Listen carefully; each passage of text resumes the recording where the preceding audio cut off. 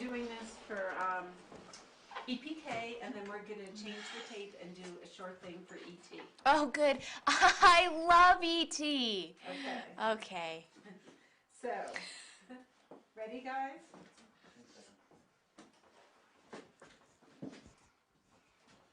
Whenever Eric's ready, I'm ready. Sounds good. Camera's moving. Okay. So we're here with Megan Fox. Tell us about your character, Lily. Well, Lily is, she was an orphan, and it's never really, the script in the movie never really explains where she comes from, but she's adopted by, or taken in by, this man Sam, who runs a circus, and when she goes through puberty, she grows wings, she sprouts wings, and she becomes part of his circus act. She's like a bird woman, and she's very sort of sheltered and vulnerable, and she ends up falling in love with the Nate character, who is sort of, in a sense, her savior in a lot of ways. Do you want one sleeve up like you Yeah, have in the other one? fuck Okay. yeah, I do. Okay. This is the style. Okay. I'm bringing this style. How is Lily like you, and how is Lily not? Lily is, you know, it's a good question, because I sit around and I do try to analyze myself all the time, but I don't know if I have a really good perception of how I actually am. I mean, I feel like I can be really vulnerable also, and I can sort of, I feel like I've been raised, I spent my entire adult life in a relationship with someone who sort of has protected me and raised me in a, not at all in a similar way, clearly, but I still feel really sheltered, even though I've seen all the things that I've seen and done all the things that I've done. I still feel childlike sometimes, and I feel like that's a quality that she has. You are best known for your very successful Transformers Yes, action I am. movies. Thank you. This is very different. Was that the appeal? Sure. I mean, I think the appeal was I read a script that was beautiful and it made me cry, and I sat down and I read it in like 45 minutes, and I never do that. I always end up putting scripts down and playing with my animals or running errands or watching Bridezillas or doing something that takes me away from the script. And with this, I didn't do that. I sat down and I read it, and I read it over and over again, and everybody that I gave it to did the same thing. And everybody was in love with it. It's a beautiful, it's romantic, and it feels like something that we haven't seen in a really long time in cinema. And that was the appeal. Not necessarily because it was different from Transformers. So in a nutshell, what would you say this movie is about? I guess this movie is about love and loss and sacrifice and selflessness and angst and confusion and pain and redemption and rebirth. God. Do you think that there's an underlying theme? All of those things I just said. Excuse me, Wolf. Yep. Excuse me.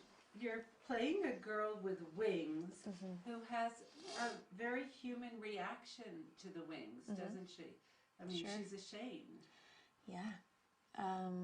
Yes, she is ashamed, embarrassed, resentful, I think. I feel like sometimes what you become known for, speaking for, I want to bring fame into this, you tend to be the most self-conscious about the things that maybe you're typically the most praised for.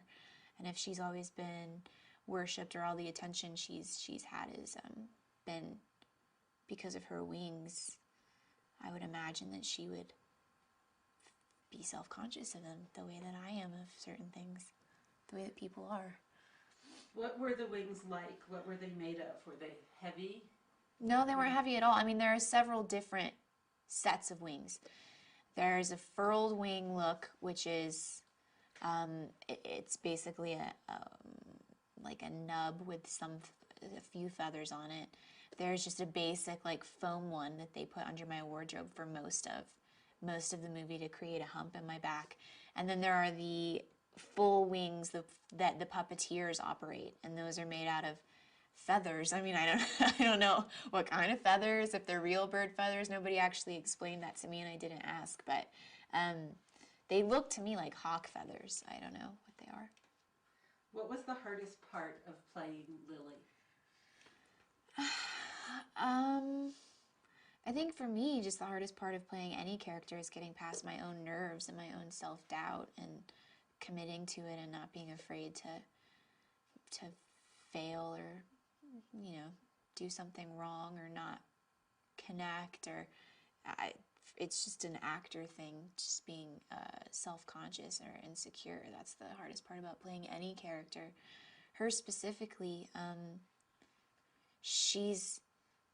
her edge is completely different from most of the characters that I've played in the way that I get cast. I usually get cast as, a bitch or, a badass or a man-eater or things like this. And she's innocent and pure, and it's different than anything I've done before. Was there any particular scene that you stressed over? All of them. Anytime I'm on camera with Mickey, I would get stressed because he's amazing. So that's intimidating. Being in scenes with people like that who are so gifted naturally, that don't have to work at it. He was just born with that. What was your collaboration with him like? He said that you were fairly private, and that you guys didn't hang out and party. No, I'm not a big partier, but he's been really respectful of my space, and Mickey's actually, it's funny that he says that about me, because I think he's really private, and he is really supportive of me, and in the scenes with me and off camera, he always gives me in particular, I've noticed, 100% when he's off camera, which is amazing, and most actors don't do that for you because they don't have to, because it kills you to give that much of yourself away, take after take after take, and after he's got his coverage, for him to still turn around and give that to me so that I can connect to him is it's really gracious and amazing for someone that's established the way that he is to do that. This movie seems to be moving pretty quickly, not that many takes. Yeah. Well, have you been on set lately? The days I've been on Yes. set, it's been moving pretty fast. Okay. How many takes do you like to do? I like to do it until I've got it, and sometimes I don't think I ever have it, so it really shouldn't be up to me how many takes we do. Obviously, doing 2 and 3 takes there's a sense of relief to that, because you get through your days, and everyone seems to be happy, but there's always that worry that how could we possibly have gotten it after 3 takes. Mickey has a take 1, but I'm not as lucky, so I get worried. So do you see this as a drama, a romance, a thriller? I think this is a modern film noir. It's a romance, and it's a tragedy, and it's a lot of different things. I don't really know how to categorize it or what to name it, what genre to put it in. It's beautiful. Modern film noir is perfect. And the time and place in which it's set seems to be somewhat vague, kind of a dream time. Yeah, it's vaguely period, but not modern. There is no distinguishable. It is dreamlike, which clearly is the point of the movie. Have any other films been reference points for you in kind of conceptualizing this one, like L.A. Confidential or Carney or Heaven Can Wait, anything like that? No. You've got some outrageous costumes in this movie, ranging from the Armani gowns to a scene where you stand in a glass cage, hardly dressed. Did you balk at that? Did you have concerns? Was it hard? No. I mean, concerns what, being barely clothed? No. You were Part of my job. I do. I mean, it's not, I don't know. I don't guess it's fun for most people, but it's part of the scene, and it was, there's nothing in this movie that's gratuitous, so I had no concerns about that, no. My costumes really aren't that outrageous. White pants in the desert, that's pretty outrageous.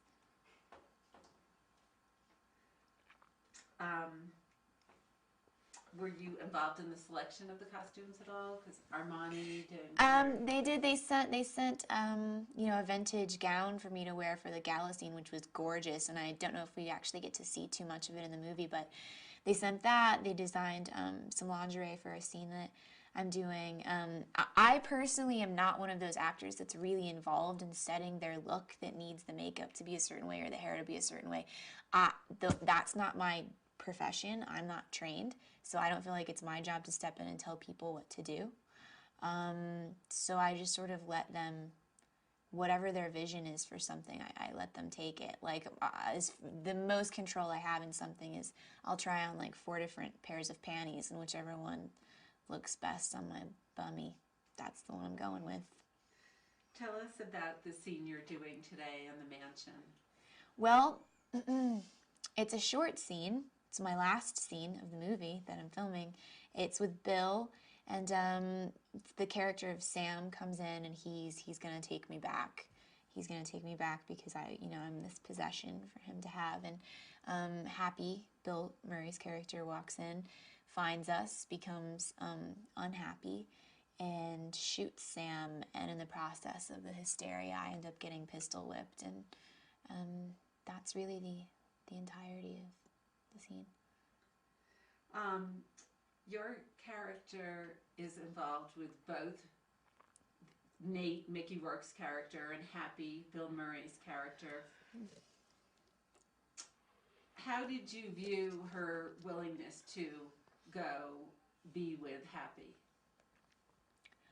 Well, I think a part of her, I mean, she never felt like she deserved to be with Nate. Like, she never felt like she deserved that kind of love, or that anyone would possibly have some sort of selfless attraction and love for her, because she's only ever been a possession, and she's only ever been an object. And so I think she was expecting for that to happen, and so there's a resignation that exists there, and a settling that happens. But she loves Nate, and it's hard to not be with him.